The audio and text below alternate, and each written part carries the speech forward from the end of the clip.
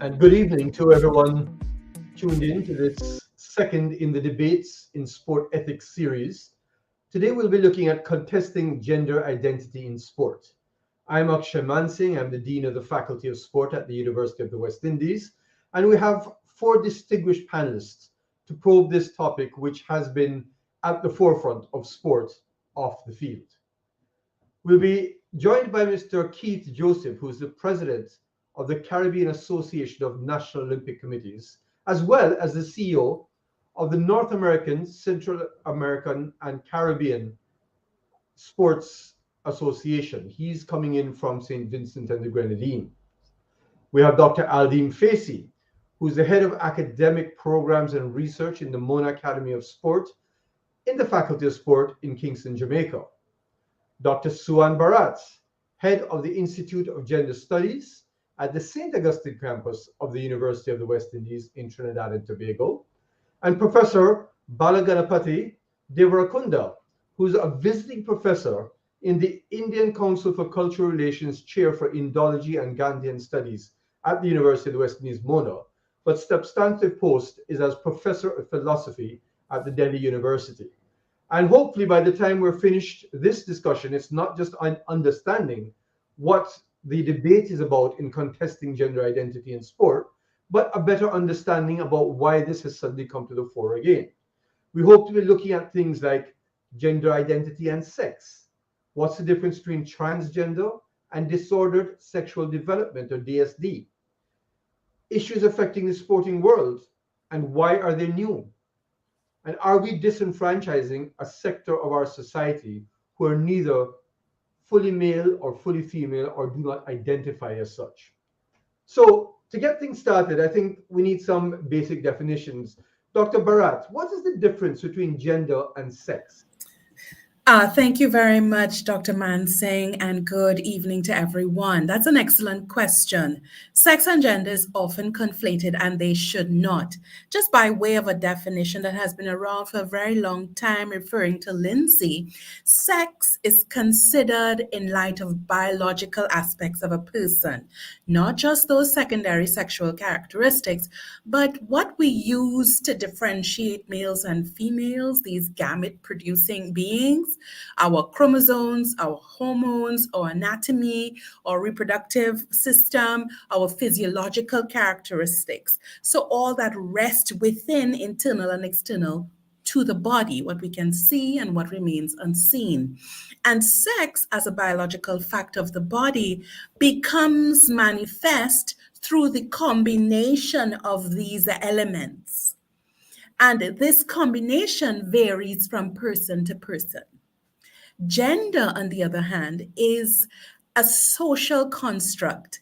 It's a term borrowed from linguistics, incidentally, language and linguistics, to describe what is the essence of being outside of the body, of sex. It refers to those social, cultural, and psychological aspects linked to males and females, i.e., those identified as sex and gender. Identified by sex. But it is really an expression and an understanding of self, along with an interpretation by the other, as norms are acted upon gender, masculinities and femininities, as we name them, and they become an achievement. One is not born gendered, one achieves gender. One might say one is born sexed, but in fact, one is defined as sexed based on an interpretation of the body. Right. So we had said we're going to try and clear the issues. This is just put us straight in the middle of a very big discussion. Thank you very much. I will just point out before we go to the next question that the YouTube channel is live, and anybody who has questions, you can post it there. We will then receive them and can field them as we move along. Dr. Facey, you've heard that distinction, but how is it different in the sporting perspective? All right. So I appreciate the distinction that Dr. Barrett just made. And I just want to highlight that in the sporting arena, gender, I'm not going to say it's irrelevant, but it is much less relevant when compared to biological sex. Now, The reason for this is that biological sex has some performance contribution that may make competing unfair for cisgendered females. Now, I have a long spiel on this regarding why biological sex is important. So I'm not sure if I can jump on those slides right now and get right into the meat of the matter. All right, so if we can turn to the third slide. All right, so testosterone is a key hormone distinguishing gender in sport, right? So it is associated with sex, but for the purposes of this presentation, we're going to use testosterone to distinguish gender in sport. Now, testosterone, free testosterone roaming through the body acts on specific cell types. So there's brain cells, hair follicle cells, erythroid cells, and muscle cells. Testosterone will bind to the androgen receptor, either as free-flowing testosterone or after being converted to dihydrotestosterone, which has a higher affinity to the androgen receptor, and it will then form a complex, go into the nucleus of the cell, and dictate the transcription of protein. Very, very powerful hormone. Now, if you go to the next slide, all right, so this is what we just described here, how testosterone, free-flowing testosterone acts on the body. The reason this is important, males, biological males, have approximately 10 to 35 nanomoles per liter of testosterone in their bloodstream, while women have between 0 and 2. Some articles may say about 0.4 to 1.8. 0.2 covers, that range. So this gives you a clear distinction between males and females. Now, the fact that testosterone acts on distinct cell types, which were mentioned, the erythroid cell, muscle cell, brain cell, what's the other? Hair follicle cells.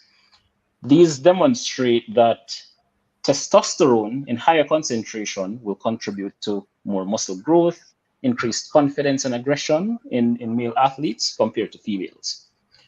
On this basis, it is unfair and unethical to allow cisgendered male athletes to compete with cisgendered female athletes. There's a significant biological difference. Right, we're going to get into that. We're going to get into those differences a bit later. Okay. All right. Let me stop there. So what I'm understanding from you is that testosterone is what makes a male, distinguishes a male from being a male, and low levels distinguishes a female from a male. And that if you have testosterone, you're going to have stronger muscles and perform more aggressively. That's what I get out of your opening statement there, which which sort of sets the play, because Mr. Joseph, why has this suddenly come to the fore in sport? Why are we talking about this? Has been around since when? because we're living in a rapidly changing world. Because people's belief systems change, people's values change, and they seek to change the norms. And that also is part of our history. That is what life is all about. And there were times in history when we always talk about the new normal, for example, and things become the new normal over a period of time. And when we look at sporting history, we will recognize that at different points in time, the struggle, the changing nature of our society, the changing nature of what is considered important, and how we define terms and who defines them, has played an important role in what happens in our society. So that as we have over the years, women have been demanding equality, greater levels of equality in society. They have pushed for certain, they've made certain demands over a period of time, and those demands continue to change. The requirements of what it is to be a human being in society has also been undergoing significant changes. And so it was only a matter of time before we got to this stage where more and more information is being made clear. There was a time when we looked at people in society, people competing in sport, and said that doesn't look like a female. The performance levels, the body type, the structure, the muscular structure, etc. But we didn't have the mechanisms to test them appropriately, and we've gone through different phases of testing, of trying to prove just what the doc was saying a while ago, that males can be identified in terms of performance structure because of certain biological features, and so to women. But I like to think of what has happened in the case of HIV/AIDS, for example. It's only when we started getting testimonials by individuals who have experienced it that we found people beginning to talk about it. It became topical, it became interesting, and then people started telling us, "Oh, but going back to the days of this actor or these actors, they were known to be involved in this type of activity that led to them perhaps contracting HIV/AIDS, and so on." And we started getting more information. We've not had too many testimonials in terms of people who use drugs, for example, and the impact on them as we should. But once one person is identified, it begs the question: are there more people like this in the system?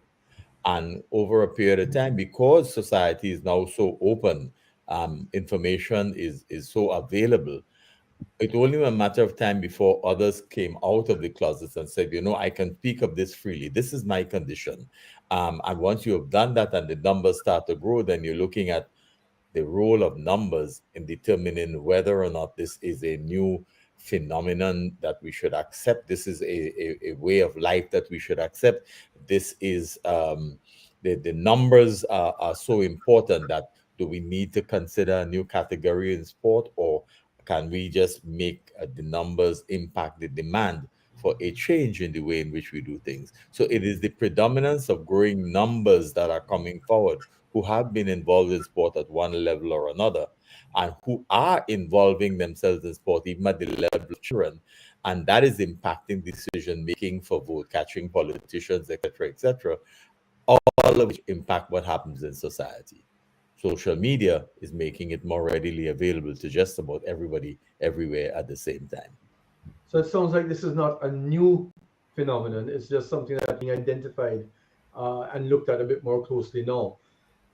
Prof. Bala, you're the philosopher here, and you're the person who tries to explain things in a very sort of wholesome way. How does gender identity, how is that seen in ethics?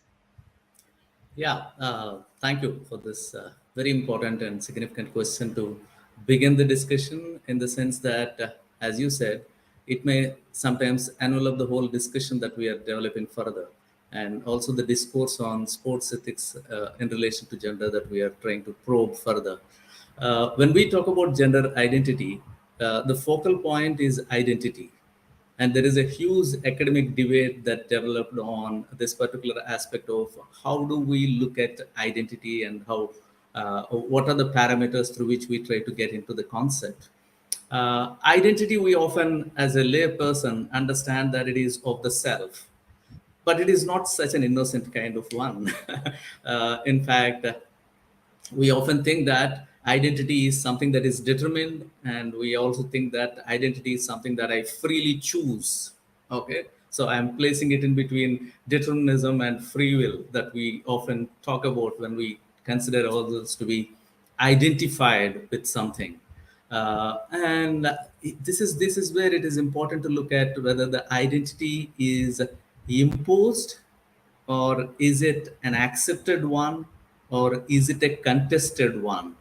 Now, in all these three cases, see, when you look at any identity of any individual, these three would be there. Whether it would be either imposed one, which means something is imposed on the individual, or accepted one. The imposed one is often accepted by the individual, or contested one. The individual would contest the identity that is imposed on himself or herself. In all these three cases, it falls under the purview of ethics of human action. How do we look at the other? How do we understand the other? So I'm saying that I'm saying these three to be under the ethical purview because when an identity is imposed, the concern is how others perceive you becomes the focal point. That is how your identity, when it is imposed, it's not just yours, it is the way others perceive you. And when it comes to the accepted one, I accept what others have perceived. And even in this particular case, others' perception is at the focal issue. So that is how it is still, and it still falls under the ethical perspective. The third one that I said, like we often contest the identity that is imposed on us. And even in this case, it falls under the domain of ethics because you contest what others impose on you, and in the process of contestation you are still falling under the broader parameters that the other has fixed for you. So that is how where is your identity? It continues to be in question because in all the three cases, how others look at you becomes the focal point, and that's the whole question that comes forward. When the other is individual, say for example, Dr. Akshay is talking about me, so he is imposing something on me. I have certain tools to contest that and reject that. But when the other is an institution, a society, an international organization or a culture, how do we react to that? How does an individual react to that is a real problematic situation that we are now facing with regard to gender identity in sports. So as Dr. Barrett has explained, it's very important to see the distinction between sex and gender. But something that is very interesting that comes forward is whether you're talking about sex or gender, in both the cases, especially even when we are referring to gender, the biological determinism based sociological or cultural construct comes up. No, it is not just gender is not just a sociological construct. It is the one which is speculated upon the biological determinism, biological difference, divergence that is existent, and that is where the roots are seen to be like, as my previous speaker was saying, the distinction is based on testosterone levels, which means he's trying to place it within the biological determinism, and that's where the normativity comes into the picture, and the societal norms or the global norms try to make people fit into that. So that's the crux of making identity, gender identity, an ethical one. But then here's a question, which I'm going to ask both you and Dr. Bharat. I'm going to start with you though. The binary conceptualization of gender, meaning male and female, is that what the binary conceptualization means? Is that a problem, Prof. Bala? And then I'm going to just, before I go to Dr. Bharat, I'm going to add a bit more to it. But to you, Prof. Bala, is this conceptualization a problem then? Male, female, binary conceptualization? Yeah, this binary conceptualization seems to be a natural one. No, appears to be a natural one. I'm underlining the word appears because often we see in the nature two things, and we consider them to be the binaries. And you know how this binary epistemology works? Binary epistemology that all of us have ingrained within our minds tells us that the world is divided into two opposites, and opposites are the binaries are opposites. No, when we talk about male female, we see them to be opposites. But actually, that's the problematic one. When this binary epistemology helps us to understand the world only in terms of opposites, it's not that male and female are opposites. They are in fact complementary in nature. They complement each other. So when we start looking at the world in terms of binaries, that's a problematic one. But let me tell you another interesting instance that is coming up in the recent past, feminist discourse in terms of looking at gender or these binaries to be fluid. Okay, so fluidity of gender is coming up, which is another extreme. Right. And even that creates a major problem for major ethical issue, in the sense that if you reduce both the genders to be fluid, that we wear as we wear our dress, then the recent kind of contestations that we are facing in the world come forward, strongly hitting us to decide, no, determine where to determine and what to determine. These things become very crucial for us in the contemporary and in the very near future. So you're saying it's not just a scale, but it's also a fluid scale. And of course, the obvious question is, so why did it take 1,000,000 years for us to work that out? But Dr. Bharat, you started off by talking about gender and sex. We heard about testosterone being the determinant for sex versus gender. Now, with this binary conceptualization, and I just want to probe a bit into the ethics of identity before we bring Mr. Joseph into the sports side of it. When you probe this binary conceptualization, and once again, I want you to speak a bit more about this concept of testosterone being the sole determinant. How do you see this binary conceptualization versus fluidity versus what we've known for millions of years? I think you're muted as well. I apologize. Thank you very much, Professor Bala, for pointing to us what is a very complicated element of human existence, and we cannot simplify that complication. And even though we feel bent in order to create our structures and systems, these are just constructions. We just decide. So just stepping back a little bit, while testosterone is used as a measure, testosterone is a hormone. And sex, as I said, is a combination of elements, physical elements apparent on the body and within the body. And these things come together to construct what is male and what is female. And the complications and contestations emerge when those combinations do not match the trend/norm. And when we refuse to see outside of the trend, i.e. the norm, then it is unethical. Why is it unethical? Because it erases the intelligibility of the human being. So what Professor Bala was talking about, how based on identity, we react to, we respond to, we resist how people may perceive us, reflected appraisals, we assert who we are. But it is because we're operating in what is a matrix of intelligibility.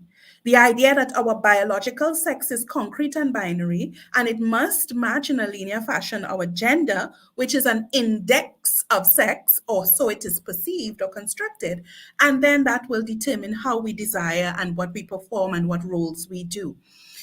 So ultimately, the binary erases a range of human activity, existence, personalities, expressions that rest in the body. Now, the body is not an uncontested space. Yes, biological determinism and biology as destiny is a pragmatic controlling force that allows us to make decisions around human activity.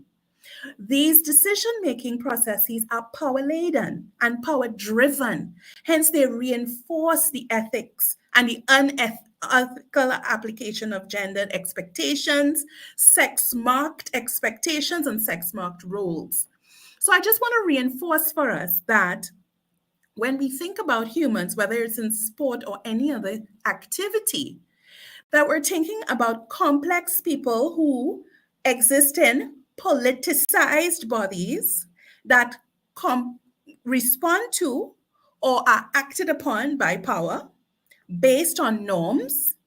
And we also are engaging social, psychological, political, cultural expressions that are expected to be mapped onto these bodies. And so there are also histories at play that inform these expressions and these so-called embodiments or expectations of such. So in short, the body as binary or human expression as binary is a myth, not as in a falsehood. It's a storyline that we've told ourselves as part of, and Professor Bala can develop, further on philosophy, but as part of our epistemology and ontology, our way of thinking, what we can know, that there are two. And this too will always be, but humans are well beyond. So, fluidity and moving beyond the binary are constructions that are meant to allow us to see the things that the status quo does not always allow us to see the things that social media is presenting before us and say, I exist. I am different from the norm, which is just a trend reported as frequent.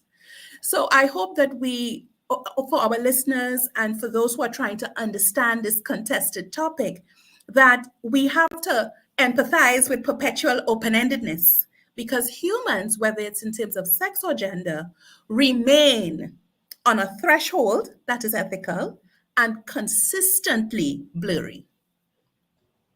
Dr. Facey. Yes. Wow. With regards to sports, firstly, the question is sex the sort of thing that's on a binary scale and gender that's fluidity? But with regards to sport itself, tell me about non-testosterone determinants of sex. Like, all right. How does that affect sport?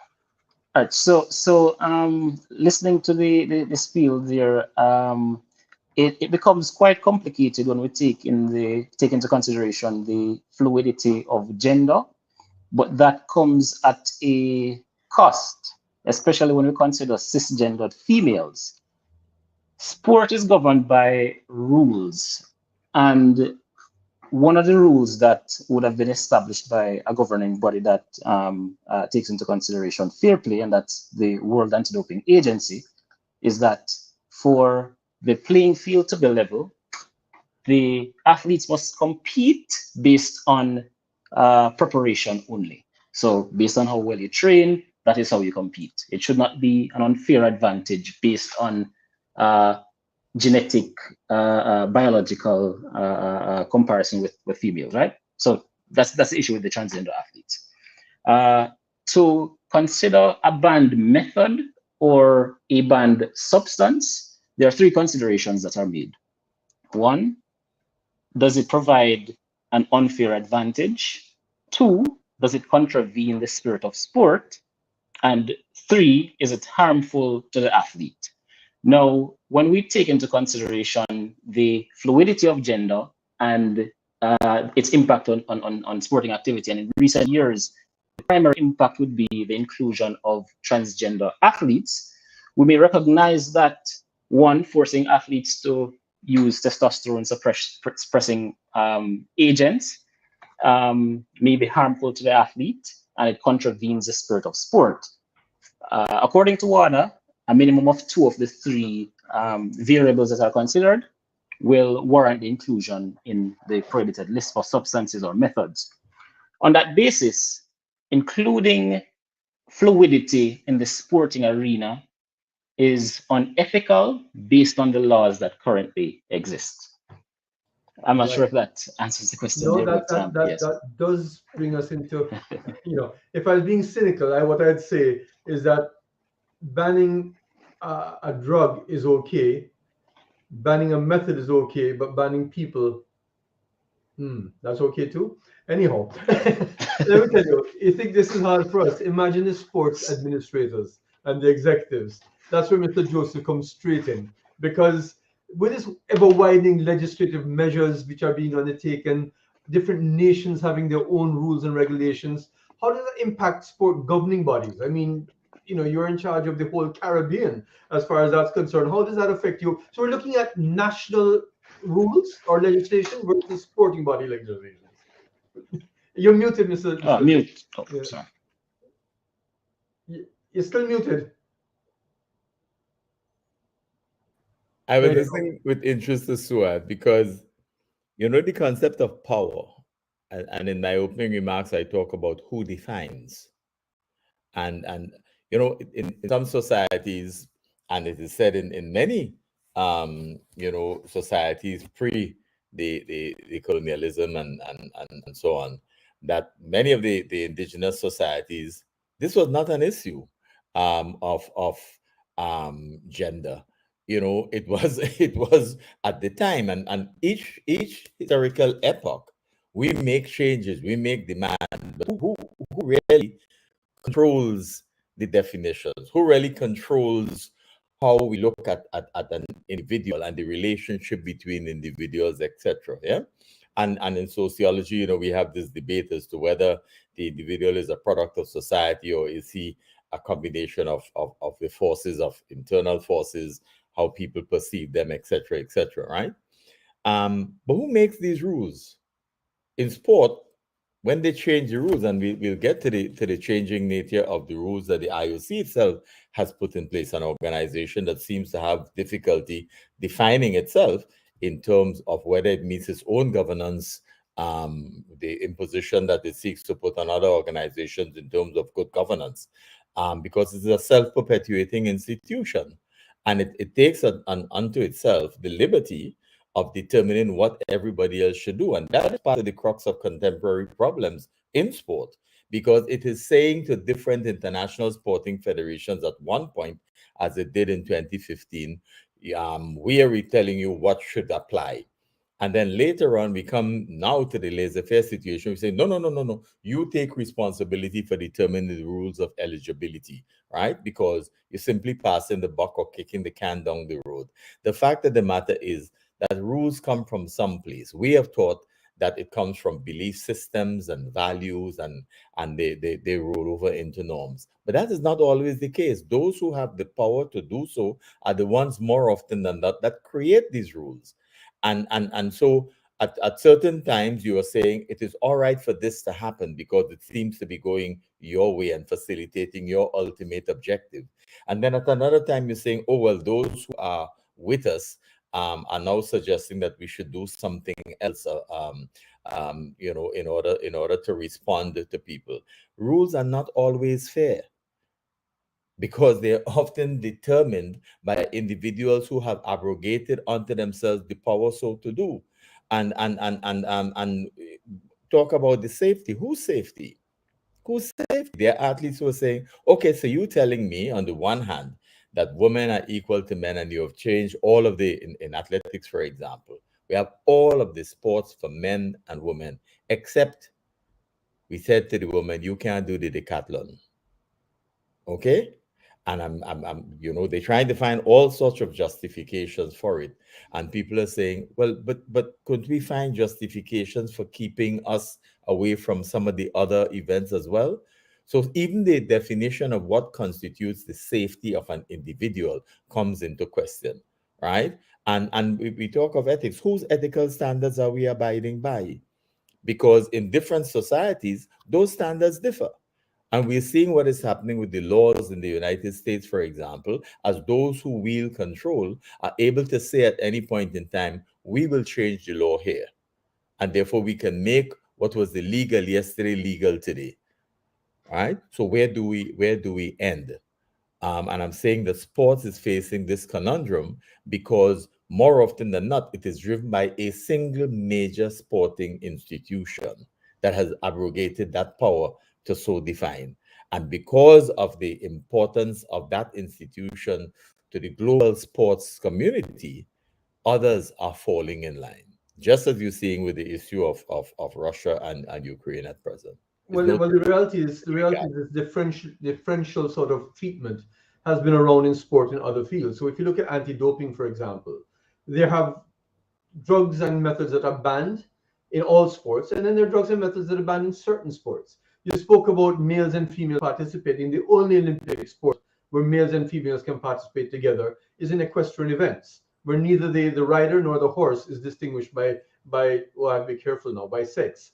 However, the banning of alcohol is very much a social thing. And we've seen where, you know, alcohol is not banned, but ganja, or as the others call it, marijuana, is. And that's not because of performance enhancement. That's because, as you said, Mr. Joseph, he who has the power makes the rules. And so we see in NBA, for example, in the Basketball Association in the USA, that they've taken away marijuana from banned substances. You know, ganja, there is he said, if you're not banning alcohol, I'm not going to ban ganja. And yet he can do it because, I talk about the commissioner, because he's got the sole authority to do so within his sport. But obviously, when they go to the Olympic level, they've got to abide by what's done. But before we get deeper into the sport, I just wanted to clarify one thing, Prof. Bala. Is sex who you are and gender how you feel, or is gender how others think you are? Can you repeat it? I'm sorry, I didn't get Is sex who you are and gender how you feel, or is gender how others think you are? No. I don't know whether we can take it that way. But let me take it further Uh-huh. by taking the hint that my previous speaker was making, Joseph was making, like the definitions. No, definitions have become so crucial at this particular point of time in the discussion, because when we talk about this gender and gender identity, something that it boils down to the definition of being human. We consider ourselves to be human beings, but unfortunately when it comes to defining who is human, okay, then the question of gender, male or female, comes into picture. But if you look at the history of ideas and look at how the human is defined in the history, it looks quite surprising to us that initially, as we all know, it has the person or human is defined only in terms of reason, rationality, and being autonomous, and also exercising free will. These three were considered to be the determining points on the basis of which one can be considered to be a human. And interestingly, very interestingly, on the basis of these three categories, women, children, and slaves were deprived from being called human. Right? So that's an interesting thing which we have to underline in the history of ideas when we look back. So slaves were deprived of being called human, and women and children. And slowly the world understood that, yeah, it's wrong, it's unethical, and slavery was abolished. And then feminism came forward and women's rights were recognized. And then we also worked for children's rights, child rights. But something that is important here is the contestation of the definition of person, in the sense that whether rationality as it is defined by few people, and freedom as it is defined by few scholars, or yeah, I don't want to get into the political terminology, but few, or the free will that we talk about as defined by few, can really determine whether a particular person, particular being is human. No, that is where the epistemology that Dr. Barrett was talking comes forward and tries to seek us to get deeper into that. So that's where I believe the rules, who decides rules and who makes the decision, definitions, is important. And that's where the question between the distinction between legality and ethicality comes forward. Whether all legality is ethical, and whether legality bound by the ethicality is the major concern, even at the global level, when we look at global rules and standards. That's where some people now are contesting this gendered identity by talking about sexism and racism. No, why is it that these terms are coming into the picture while contesting gender identity in sports? That's the important dimension that we should also look at, right? So that's where I would leave it. That's taking it even wider. Dr. Barrett, I saw you shaking your head a while ago when I talked about is sex who you are and gender how you feel. Go right ahead. Yes, and just to follow up on what Professor Bartlett said, and also Mr. Joseph Keith, the rules are lines we draw around participation. And I'm talking specifically in terms of sport, without talking about the specifics that Mr. Joseph can give us. But he alluded to it and even explained it, that so it's on our agenda. When we set up these rules, as you rightfully say, those who have the power to name the world structure how humans operate within it. That's one. I'm so glad that you established how human is defined, because who gets to participate then has to be human, a citizen, and worthy of that participation in community. So, all of the contestations that we have around gender and transgender and intersex and so forth, these contestations occurred around race and class and phenotype and religion and region. And these things happened over time. Who could be in what, you know? And I would just be very loose and say, think of a game like cricket or tennis or gymnastics or even athletics. Remember when they had this gentleman run against a horse? Because of his blackness, the idea was that he must have some otherly human quality that would explain his performance, because the human body couldn't possibly have that. Athletes of color, especially women of color, brown and black and all forms, they were tested even more because their performance was seen as abnormal outside. So, sex is not who we are, because sex itself is fluid, even though we have invested a lot of energy in naming it as concrete. But our sexed bodies exist along a range, and that is a fact. It may not be accepted, it becomes a point of debate, but it is what it is. Gender is actually an interaction between how we see and express ourselves and how others see us and assert their expectations to us. So we put on our gender every day, as I said. So in essence, we are an amalgam of all of these things. Who we are is changeable. You can become whatever you want, but we are not always allowed to do so, as Prof was saying. But you have, as Foucault always argues, you have the capacity to resist, and in that resistance, you have great power.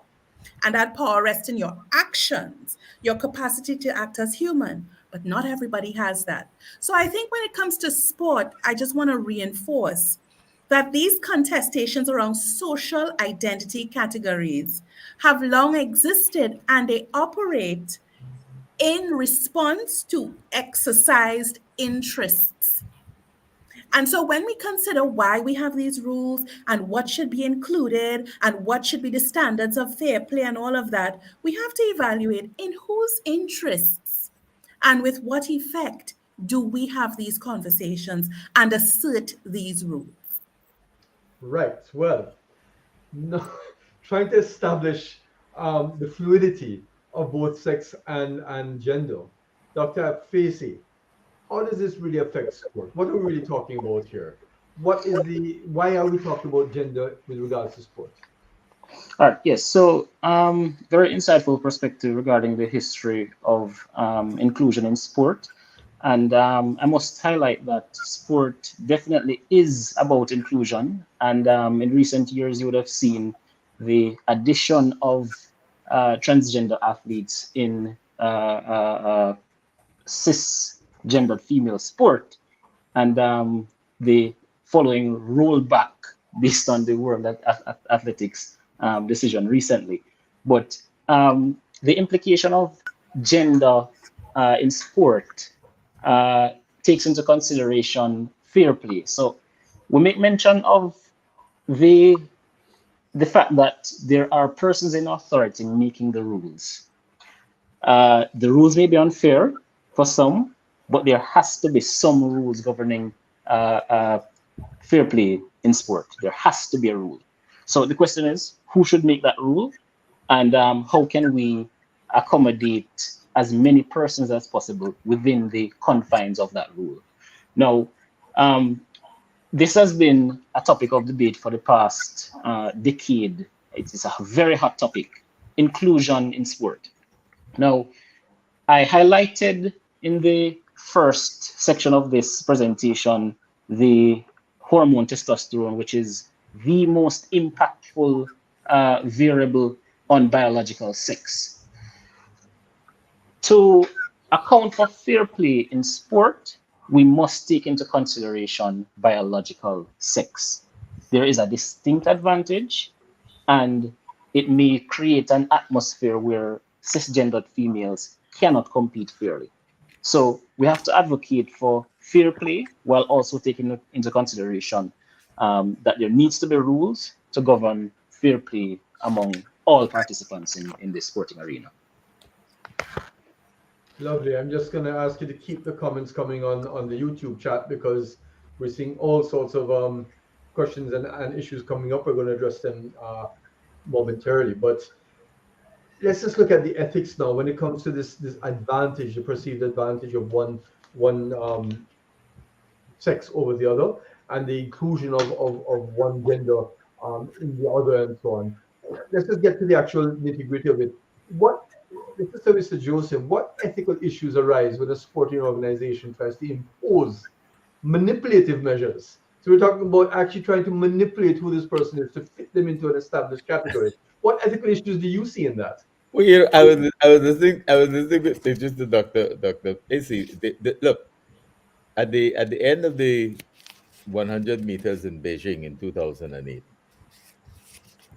the first and most embarrassing thing to me was the comment made by the then president of the International Olympic Committee. His comment was that Bolt showed gross disrespect to his colleagues in the event by not immediately stopping and turning around and embracing them and congratulating them. Bolt couldn't stop. He was so far ahead and so fast that he was by the 300-meter mark when the others were coming to the finish line, almost, right? And then he ran down to his fans, his parent, his mother, and the Jamaican contingent. That's a Caribbean way of doing things. But as far as the IOC president was concerned, he broke some rules that he had in his head that was supposed to be how sports people react when they are victorious, right? So down to telling us how we must respond to our own achievement is something that they try to regulate, right? And that is something that I abhor, because the thing is that I understand what the doctor is saying, that rules are to be made, but you're also saying that they may not be fair. So we have rules, and we are acknowledging from the word go that they are unfair, and because we're trying to fit into one box for any particular sport, a framework of values and norms that we think should be the guiding principle here. It doesn't matter if those who run the sport do not abide by those same principles. Yeah. So on the one hand, the International Olympic Committee is saying what is happening with boxing is a aberration, and they will not allow them back in. In fact, they've taken control of the people's sport and doing whatever they want with it. They've tried to do the same thing with lifting.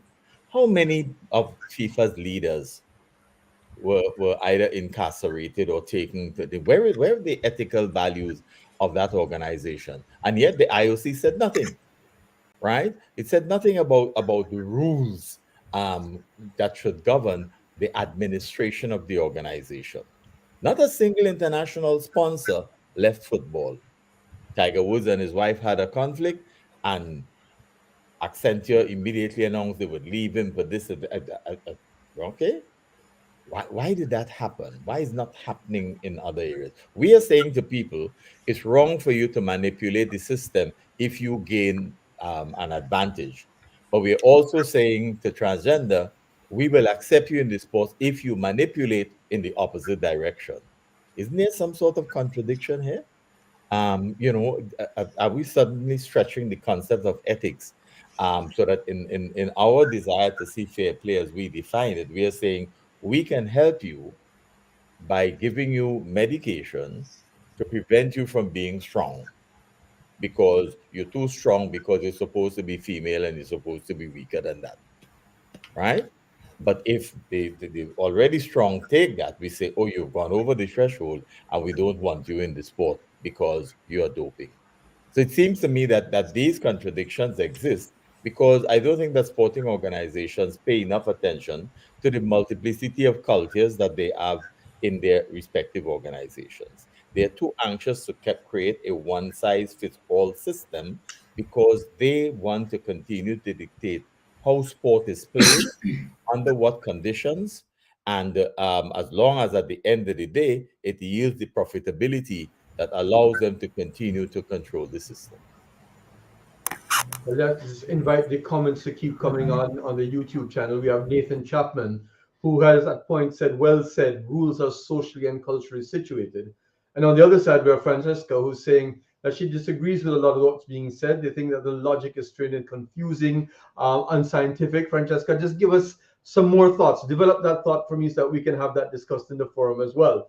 But before I get to the ethical issues about manipulating athletes, Dr. Facey, how does one manipulate an athlete? What's that about? All right. So, with regards to, well, we're on the topic of gender identity. So, the point that Mr. Joseph made regarding making rules to prevent athletes from using banned substances to improve performance, and at the same time making rules to force athletes to use substances in order to compete. And I'm talking about intersex athletes here, and athletes who are transitioning, who require testosterone or spironolactone in order to participate.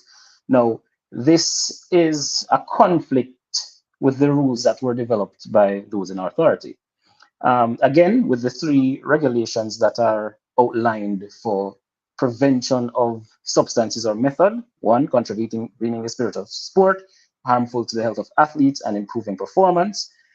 With those being considered, changing or manipulating an athlete outside of the natural scope of that athlete is unethical, it's unfair, and it opposes the rules that are created to regulate competition. Right. So, as I get it, a transgender person, if it's a person who's female but identifies as a male, there's no problem with them competing in the male sport. But it's a person who is a male, or at least attained puberty as a male, and now identifies as a female, who there's a problem with. That's the transgender side of things. And then there's the people who've got disordered sexual development, who may have high levels of things like testosterone that you're trying to now cut down to allow them to compete as a female. Otherwise, they're welcome to compete as a male, but wouldn't have the advantage because their levels are not as high. Is there something ethically wrong with this, Prof. Bala? With manipulating people to try and make them fit into the norm? I think you're muted as well.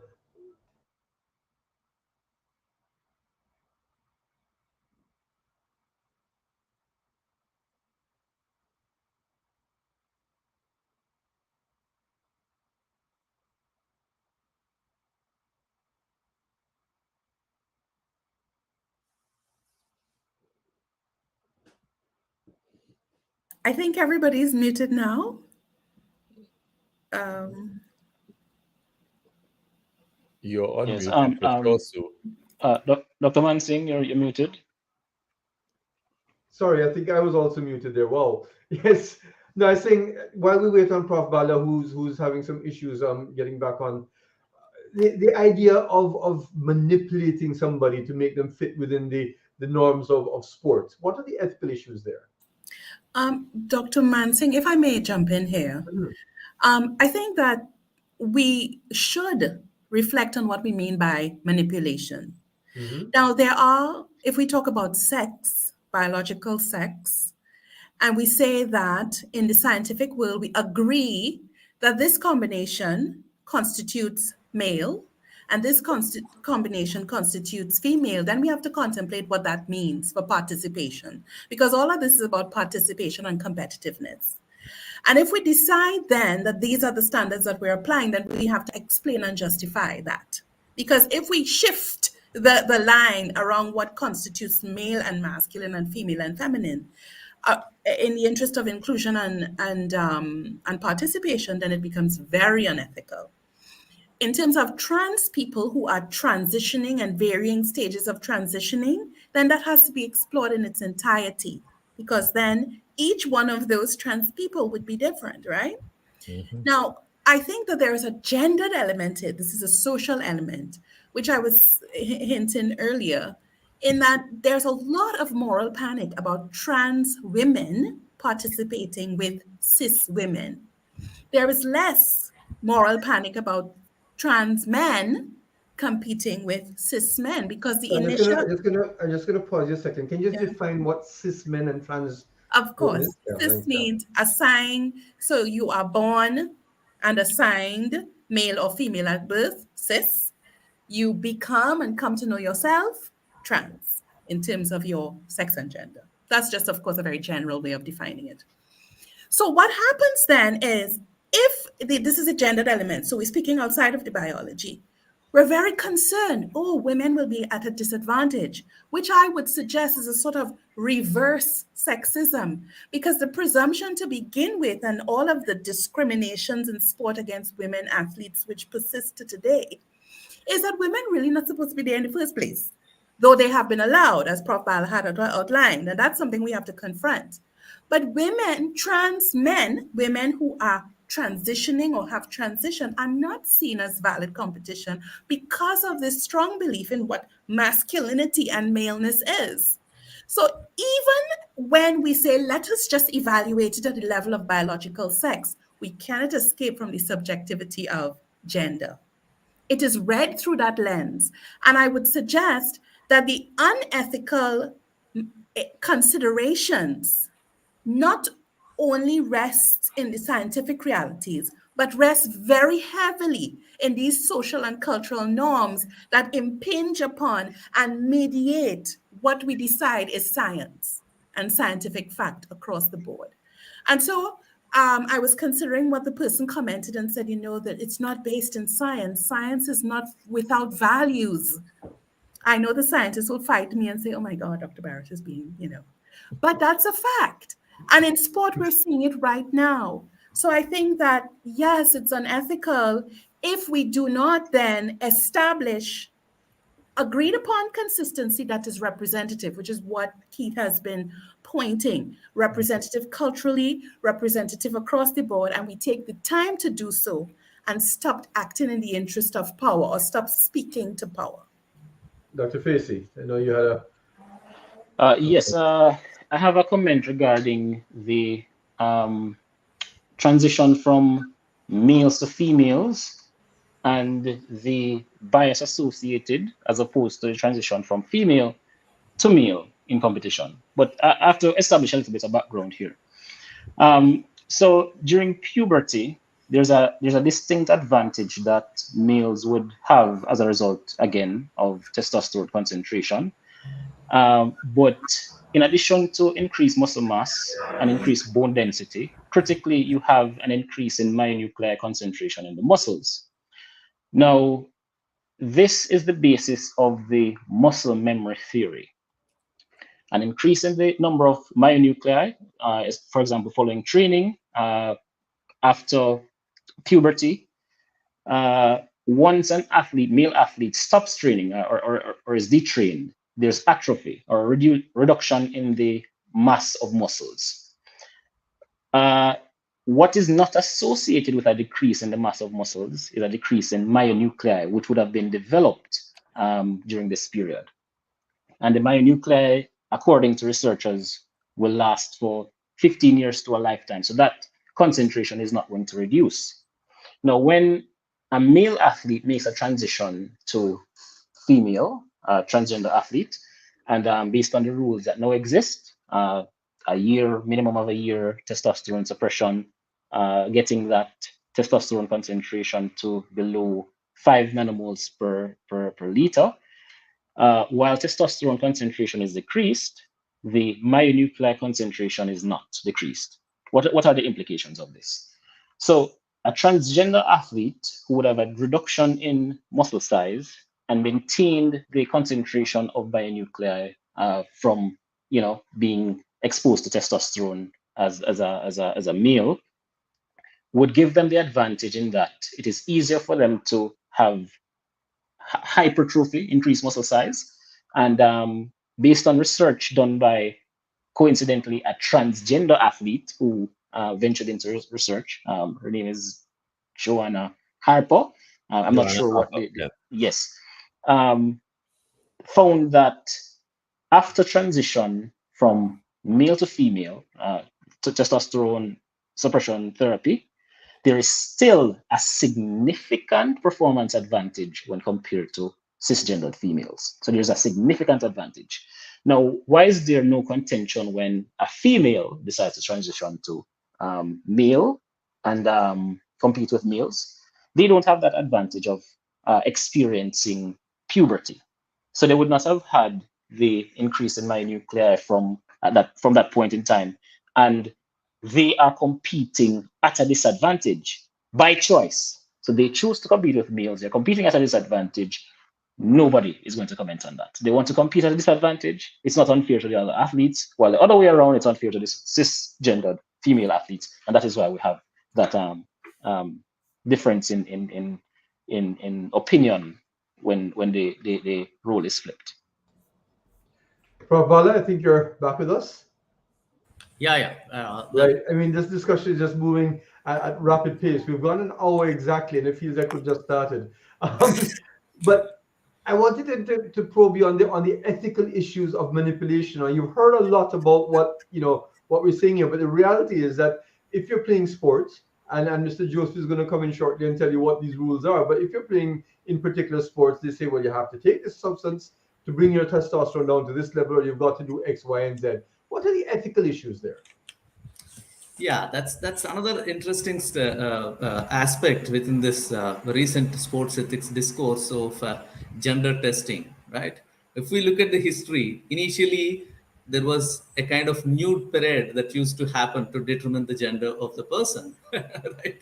And then it has moved to chromosomes, testing of the chromosomes.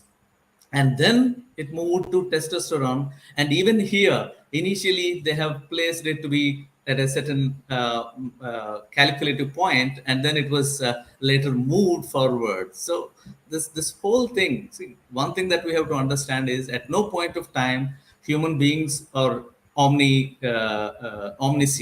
No, then our knowledge is always limited. And as we grow as civilizations and individuals and the world moves further, it discovers and it tries to know more and more. And that is how the standards, laws, ethics that we talk about keep changing. So that's how I understand that people have to change what determines the gender testing or sex testing that happens in sports. But even there, the concern that comes forward ethically is within a given situation, is it really fair to accept certain kind of rules and accept certain kind of disparity and accept certain kind of, or is it fair to accept the difference and still advocate a kind of equity, not equality? No, it's not that when the gender discourse comes, it is equality that is being argued for. It is equity that is being argued for, and that's the most important aspect that I believe we have to underpin.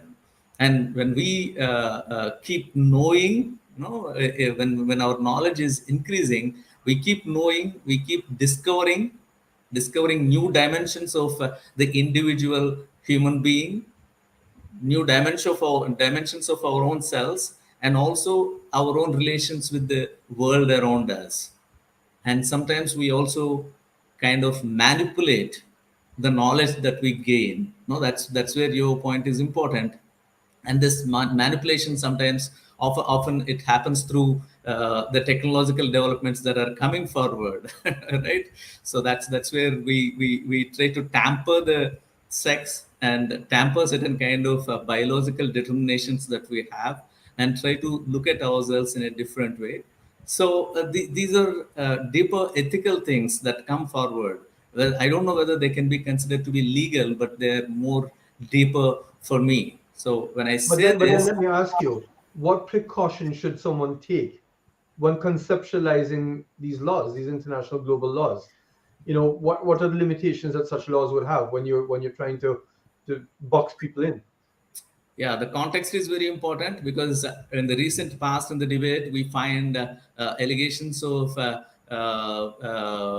legality versus ethicality, and also allegations of racism and sexism. So in this particular kind of a domain, where we are now trying to situate ourselves and assess what kind of rules and regulations must be existent.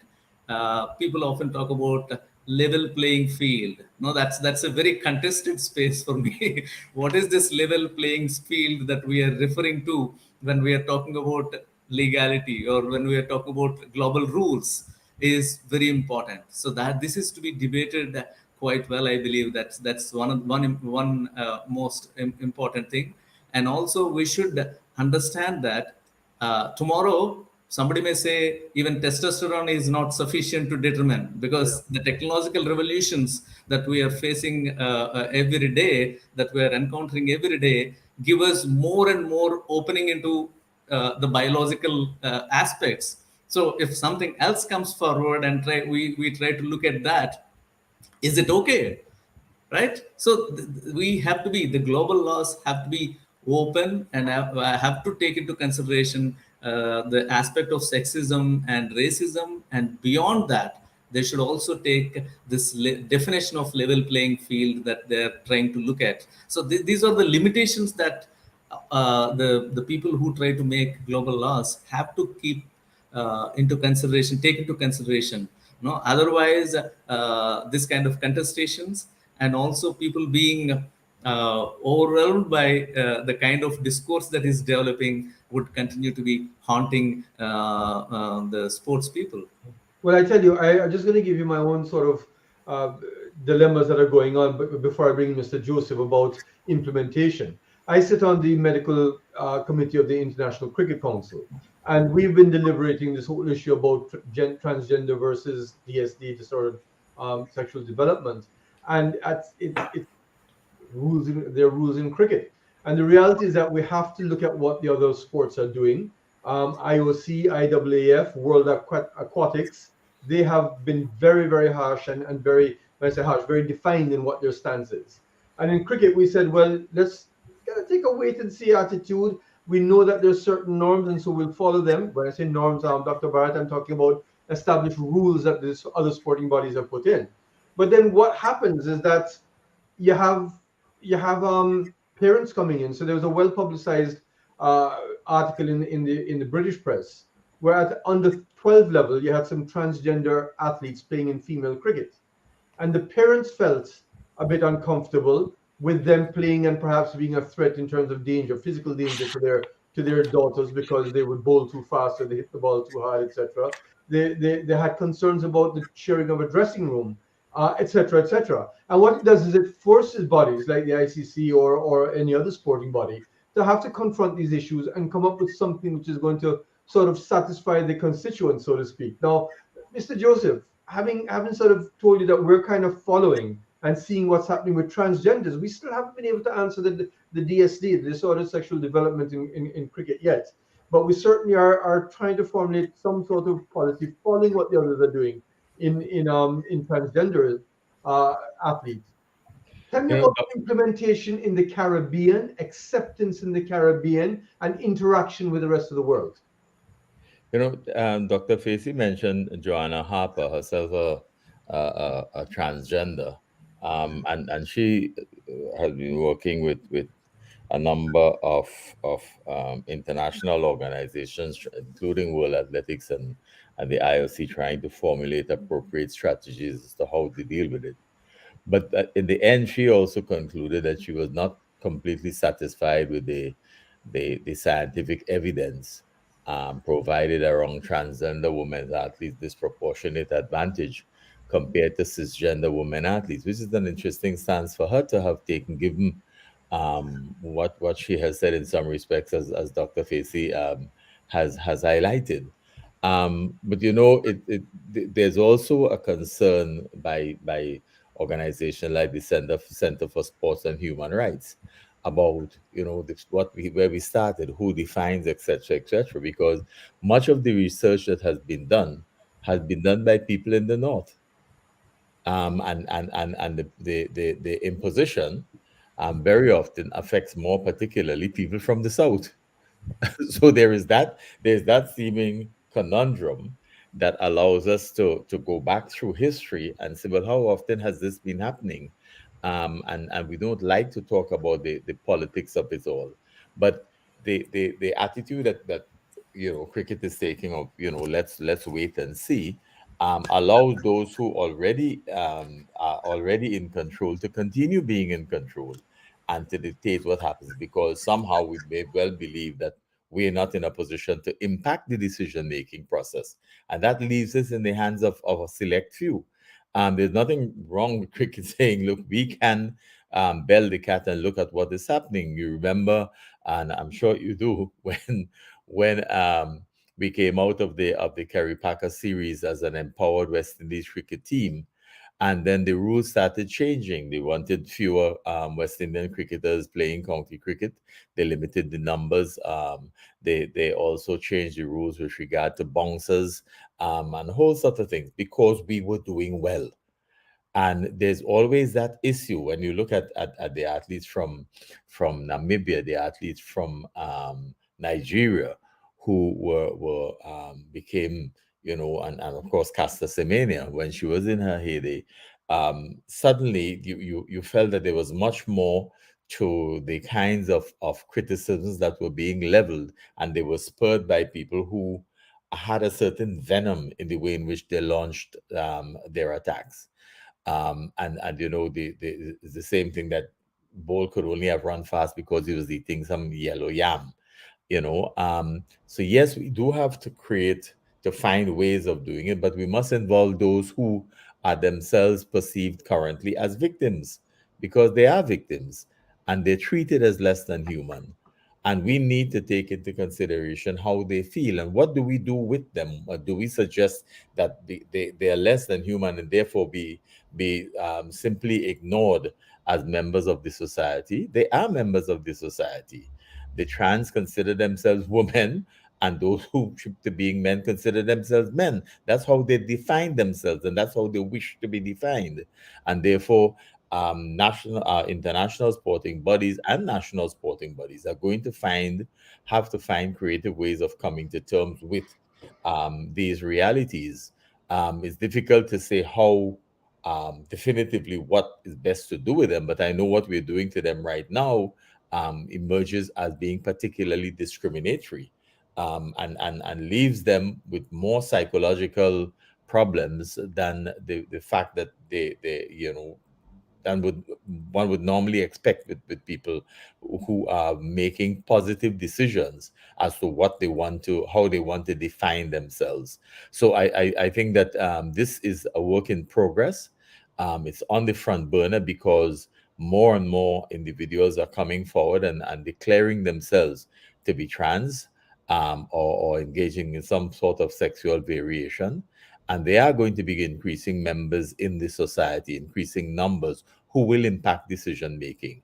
That will happen at the level of laws in countries, laws in states within countries, and ultimately will shape how they influence the decision making of international sports organizations.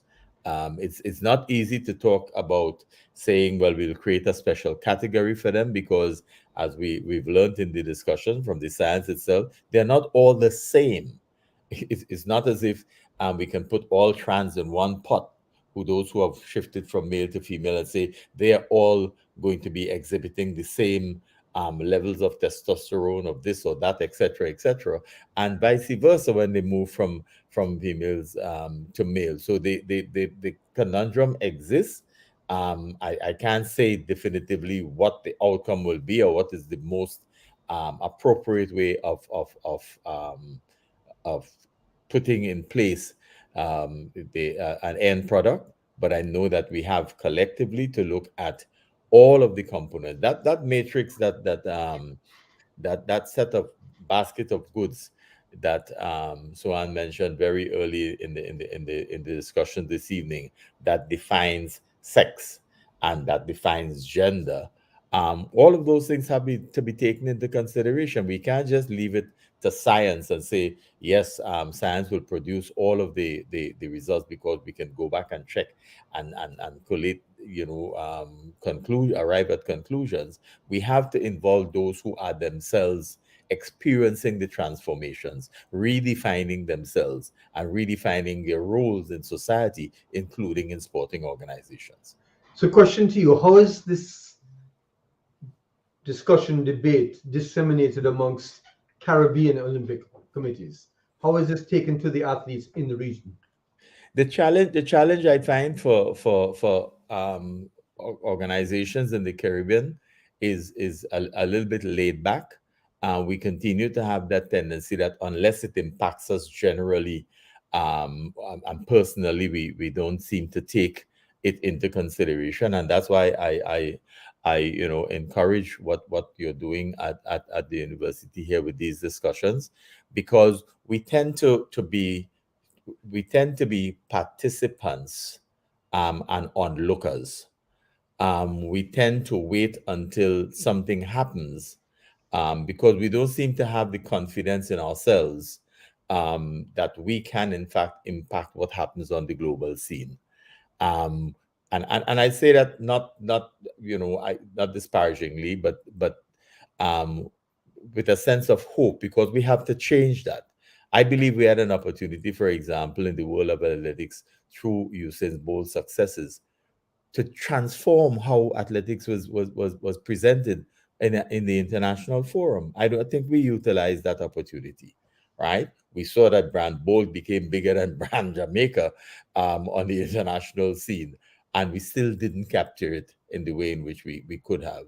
And so I think that we are behind, we are well behind the rest of the world in terms of trying to apply science, apply the professionals that we have who are sitting here now engaging in this panel discussion in shaping what sporting organizations look like, in shaping what sporting organizations seek to address as topics impacting young people and their future, and in impacting global discussions on what is happening in the world of sport. Because we do have trans people in sport in the Caribbean, but they probably are fearful for their lives Indeed. of coming out and saying, I am trans. Indeed. And they know we know what happens in our society. So if we can give them the opportunity to be able to talk about it freely without being discriminated against further than they already are, but in terms of the psychological trauma that they have, I think that will go a long way. But these kinds of discussions are important to having our people involved in sports understand that we're not just in the business of sport to win medals. We are in the business of sport to impact sport, because sport impacts people's lives. Yeah, I'd rather say that we're in sport to impact people's life. The people who are in the business of sport are there to promote their business. But coming back to the ethical issues, there are societies, very old societies in the world, civilizations, where there are many transgenders, and they have almost a defined role in society. I'm talking about places like India and Pakistan. And I bring that up because I saw a lovely presentation of sports amongst transgenders in Pakistan, where they actually organized events for this community, the Hijra community. And it brought such self-confidence and joy to them because they felt like they were being included. It wasn't, including them in it was sports within their community. But the fact that they were recognized, that they were included, what it did for their self-esteem was phenomenal. Now, you already have many cultures where female participation in sports is not encouraged. How did these issues, Dr. Bharat, affect those societies? Well, it's a very interesting phenomena. Societies that take as their starting point multiple genders as an established reality, they have a different reaction. We have indigenous communities, we have communities in Asia, we have some pockets in Africa where people are seen as along a spectrum. Fluidity is taken for granted as a reality. One can shift and become other, or one can exist as a third or fourth category. In the Western world, of which we are a part, and I dare say the West-Sport relation, to pick up on what was being said earlier, we find it very difficult to contend with this scope of being and this fluidity of being. Now, I would just like to suggest that within the Caribbean context, whether it's at the organizational level, the legislative, the policy, the state, the level of science, the level of social sciences, this is going to be an unresolvable discussion. We can talk about it and give it saliency for our audience so that people think about it. But the reason why that is so, because of who we are, our religiosity, our inherited and established or organic taboos, our ideas around value and valuation of humans, and this comes into all of these practices and all of these decision making. So it's a troubling factor, it's a troubling element. But I would say that we stand to learn a lot from these societies, whether it's nations or societies within nations, that view the world differently, that their perspective exists, but have been marginalized from the mainstream, hegemonic, heteronormative matrix of intelligibility that says X is and Y is. I think we can learn. So as we try to say, okay, what are we going to do with a transgender participant in sport? How are we going to address our rules for fair play and justice and rightness? What are we going to do? Have conversations with people who have a different perspective from ourselves. And I think that would be very informative and instructional, because then we can see beyond the rigidity of the scientific method and the rigidity of what we allow ourselves to know. Thank you. As we're rounding up, we're sort of coming down towards the end of this program because we've gone approaching close to the 90 minutes we'd allocated.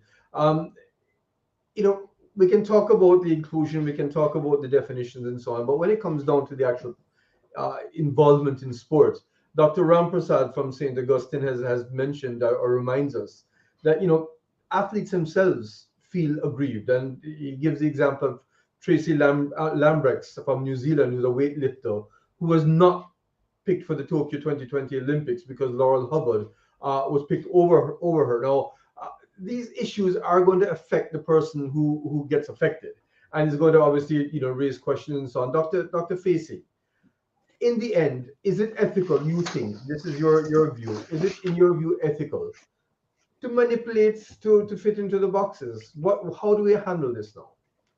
And I'm using these as almost concluding comments as well. So tell me, is it ethical to manipulate, and how do we manage people who just don't fall in the boxes? It's a very complicated issue, and I think it is one that is interesting, and it will be the primary conversation that we talk about in sport ethics for years to come.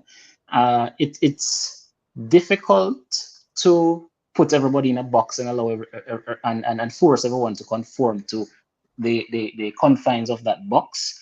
And I think one of the critical factors that we didn't really discuss much today is intersex athletes, which is a little bit different from transgender athletes. So I'm going to briefly highlight them. Sure. To answer the question. Yeah. So when we talk about intersex athletes, these are persons with naturally occurring differences in sexual development. I'm going to mention three briefly. So there's one that they often mention as the Klinefelter syndrome, correct me if I'm wrong, where a male individual would have an additional X chromosome. The Turner syndrome, where a female will have an X chromosome missing, partially or fully missing.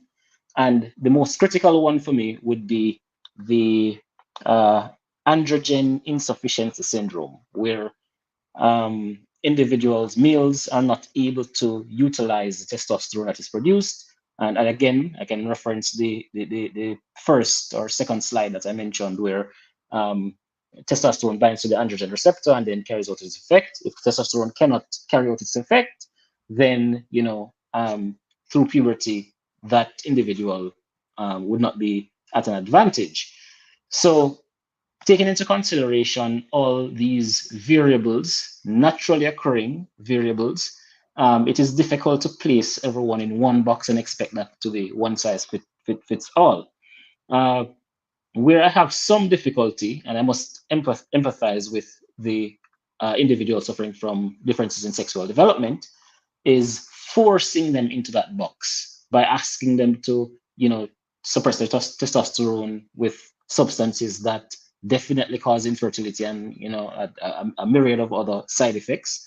So that's another vulnerable population that I think we need to take into consideration. We don't have enough time to get in depth as much as we'd like to regarding intersex athletes, but that's just the final thought on that issue. And thanks for bringing that up. Okay, quite right. We're just not able to focus on the intersex athletes, which is another psychological, ethical, and administrative problem. Mr. Joseph. Mr. Joseph, what do we do with world records and national records that are established in the past for people who now we know didn't fit the box? And I'm going to stick to the box because if I say sex, gender, whatever, I'm going to get into trouble. So let's say, what happens to these records? In 1999, actually, when we were coming to the turn of the century, and then IOC President Juan Antonio Samaranch made a statement that he thought that at the turn of the century, we should start a new slate of world records. And it caused a furor because people were saying, is there something you know that you haven't been telling the rest of us? And how long have you known it? And it was because people felt that there were a number of world records that were established that ought not to have been on the record books. That is still the case today. Because of who makes the rules. We go back to that again. Who has the, Bala mentioned about not wanting to get into the politics, but I don't know how you could escape it, Prof. Because it's real. And the fact of the matter is that there is too much resting on what we do to people who essablish world records, how we celebrate them, because we've used them to celebrate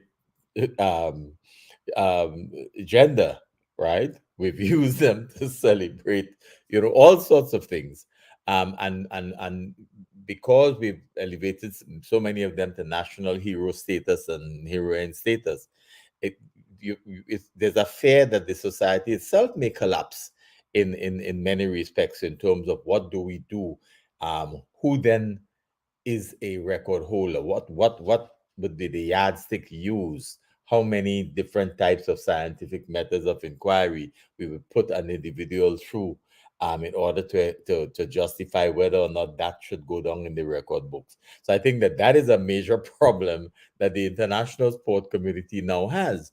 And it's easier in some sports than it is in others, right? We have all this big thing about who gets the golden boot, who's the best footballer in the world, etc., etc. And people say, well, did anybody test some of them in the past to know whether or not they were, because different sports have taken their time to get to addressing the issues at different points in time. So the question of whether we get rid of world records, I don't see that happening anytime soon because it will just turn the entire world of sport into a furor. And remember that one of the prime movers in sport is the professionalism. They look at the salaries that people are getting in sport now. Could you imagine? I mean, we who are in the Caribbean and look at one or two people who we say they've been around too long. They had to be doing something, right? You look at the muscularity of high school students in the US, and you say, well, okay, that kind of neck that we're seeing in some of these guys, you don't get that naturally at that age, right? But nobody wants to get into the testing of professional athletes in a way that if Lance Armstrong didn't come out with Oprah, we would never have conceptualized such a grand scheme where individuals will go through those lengths, but they do.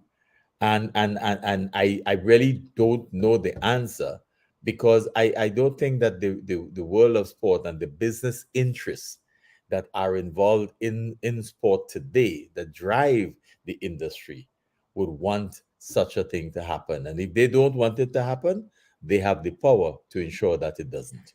Indeed. Winding down again, Dr. Bharat.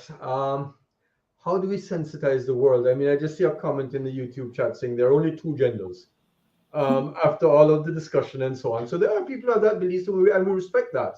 But how do we sensitize the world? I respond to such comments with empathy because I understand where it comes from. We've spent a lot of time and invested a lot in energy in naming the world as it is. We have to sensitize people through clear historicizing, tell us where we come from and where we're going, and to establish that things that appear so new are not so new. What do I mean by that?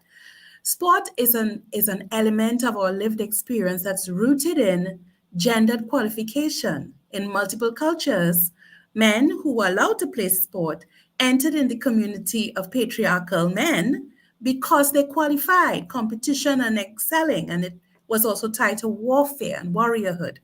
And that's a history that existed in multiple societies. And that inheritance still permeates our belief system, even if we have moved beyond it. The other part of it is, remember when Venus and Serena Williams came into tennis? They were two Black women, cisgendered women, and a lot of investment was made in one, misinformation to name them as men, and to clarify them as women, biological women. And that is because their performance was read through not just sex and gender, but race and class and country and body and phenotype and all of that. So I would suggest that we have to keep telling people that the stereotypes and the biases that you hold on to are limited. Let us consider the wholeness of this experience, as Professor Bala and Mr. Joseph and Dr. Facey would have raised. We have a range of knowledges that we come to understand. We are continue to learning. We will learn new things because we can find a range of examples where conforming folks have been excluded because they don't meet the interest of those who are powerful. So we need to tell those stories, and we need to remind us of where our reality comes from so that we can make these very hard decisions. I don't know what the solution is, but we have to consider the full range of effects. Thanks so much. And Prof. Bala with the last comment. Will ethics change with time? And of course, any closing comments that you may have. Will ethics change with time? Yeah, that's what I was trying to hint even earlier. No, as the knowledge grows, as our understanding of ourselves and the world around us, and the relation between ourselves and the world, as we start developing, in terms of technology or social, political, in all these spheres, definitely our understanding of ethics, our application of ethics starts enhancing and enriching, at the same time giving space for more and more inclusivity, accommodating more and more diversity. And this is where actually I was just coming to my last point. Like when we look at the whole discussion and try to map everything, it seems to be that, this is a very contested domain, and we don't know whether we should really barge into it. That's where I believe Dr. Barrett's comment that sensitizing people is very important. I remember, I think it is Kofi Annan, United Nations former Secretary General, who made this interesting statement that sports has to build relations and it has to reduce disparities. Okay, so that's where sports has to play a key role in the world. And if that is the case, when we look at the basic human rights being violated in some of the instances, for instance, I'm reminded of Castor Semenya's case, and also I'm reminded of another Annette Nagesa's case, where the basic human rights were violated of the sports people, which is very important. And that's where it's not just the institutions, it's the media as well, which has to be sensitized, right?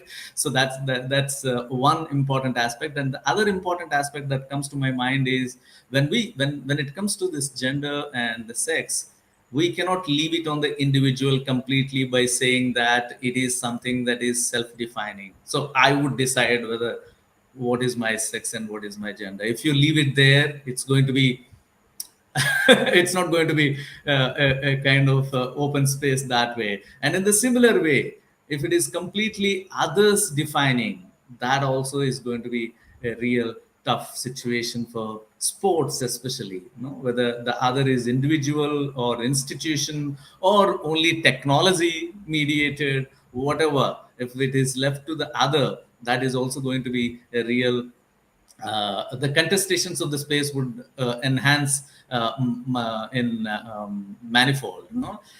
This is where we come across every day the visibility of invisible sexes so far, invisible genders so far is coming up. And how do we cope up with that? And this is where I have my last comment to make.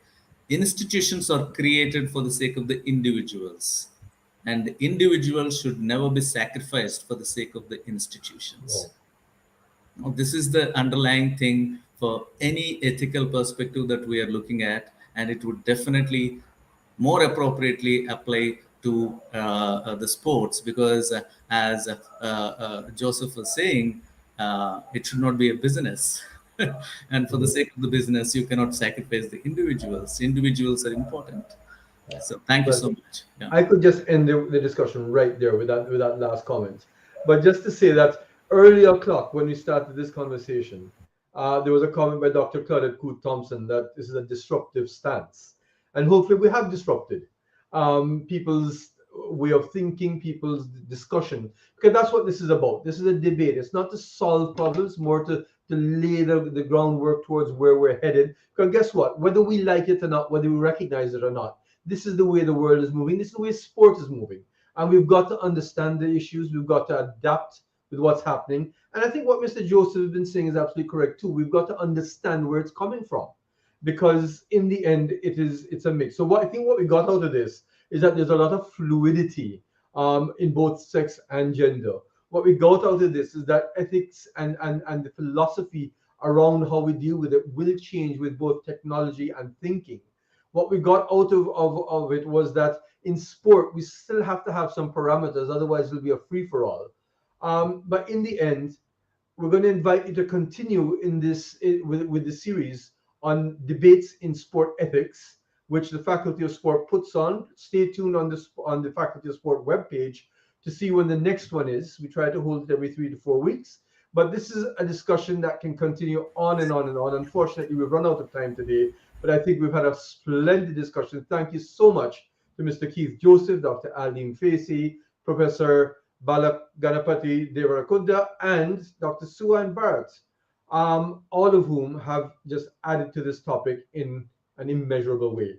Thank you all for tuning in. Thank you all for your comments. And we look forward to all of you joining us in our next of the series in debates in sport ethics, put on by the Faculty of Sport, University of the West Indies. Thank you. Okay, everyone.